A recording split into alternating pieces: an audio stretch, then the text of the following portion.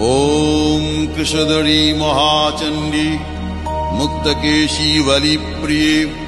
कुलाचार प्रसन्यास्ये नमस्ते शंकर प्रिये घोरदंष्ट्रे कोटराक्षी कीटी शब्द प्रसादिनी घोर घोर रवास्फारे नमस्ते चित्तवासिनी बंधुका पुष्प शंकाशे त्रिपुरे भयनाशिनी भाग्योदय समुत्पन्ने नमस्ते वरवन्दिनी जय देवी जगद्धात्री त्रिपुराद्ये त्रिदेवते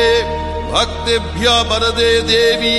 महिषग्नि नमोस्तुते घोर विघ्न विनाशाय कुलाचार समृद्धये नमामि वरदे देवी मुंडमाला विभूषणे रक्तधारा समाकीर्णे करकांची विभूषिते सर्वविघ्न हरे काली नमस्ते भैरव प्रिये नमस्ते दक्षिणामूर्ते काली त्रिपुर भैरवी भिन्नांजन जय प्रख्ये प्रवीण शव संस्थिते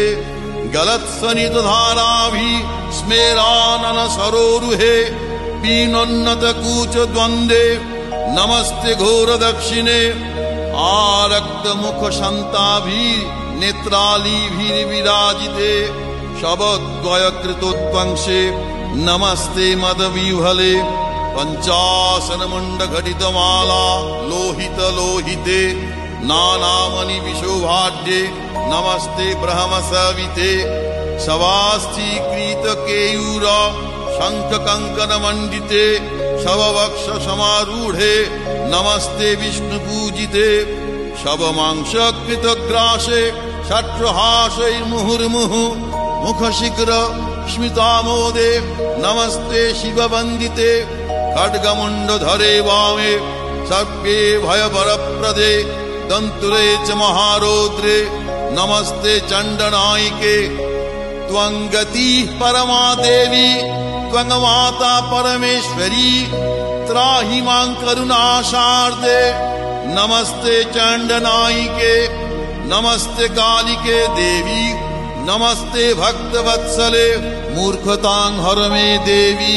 प्रतिभा जयदायिनी गद्य पद्य मयिंगवाणी तर्क व्याकरणादिकम् अनधीतगतं विद्यां देहि दक्षिण कालिके जयं देहि सभामध्ये धनं देहि धनागमे देहि मे चिरजीवित्वं कालिके रक्ष दक्षिणे राज्यं देहि यशो देहि